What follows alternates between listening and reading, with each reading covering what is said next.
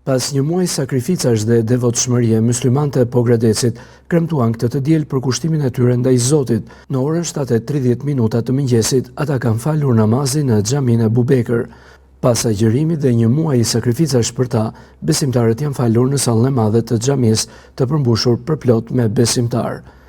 Imami Mirel Mazelli përcolli mesazhin e kësaj dite festive për gjithë besimtarët, duke uruar që Allahu t'ua ketë pranuar agjërimin, lutjet dhe veprat e mira gjatë gjithë muajit të shenjtë të Ramazanit.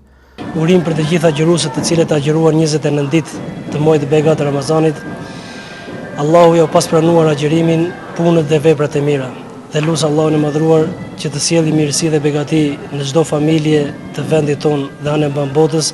Allahu sjell të paqen dhe sigurinë, largoft të luftrat dhe mosmarrveshjet dhe sjell të mirësi dhe begati në çdo familje besimtarësh.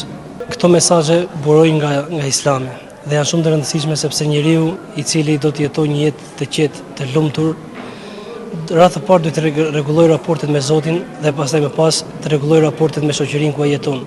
Dhe ato çfarë përmenda sot në ligjërimin e festës së Fitër Bajramit është që besimtari duhet të rregullojë raportet e tij me prindrit, fëmijë prind apo prind fëmijë, burri me bashortën e tij, bashorët me njëri tjetrin, ruajtja e lidhjeve farefisnore, kontributi, solidariteti, ndihma e njerëzve në nevojë, sepse nëse këto do ecin hallka njëra zinxhir pas tjetrës, do të kemi një shoqëri të mirë dhe një shoqëri të dobishme, sepse kështu na mëson Islami dhe këto janë të gjitha këto që folëm dhe tham, burojnë për Islamit, për festë e cila ka zbritur për Allahut të madhruar.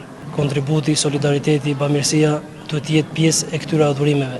Dhe ne me mbylljen e Ramazanit ne ndam sadakan e fitrit, e cila jepet në fund të Ramazanit për shtresat të cilët janë në nevojë.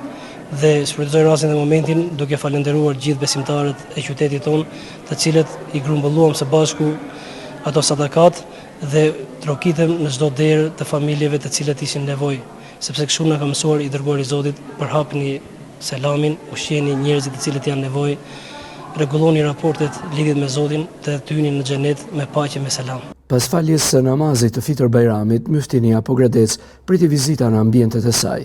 Kujtojmë se Fitër Bajrami festohet nga besimtarët në familjet e tyre sipas traditave myslimane. Festimi i Fitër Bajramit është një prej ditëve më të rëndësishme të kalendarit musliman për të uruar paqe dhe dashuri.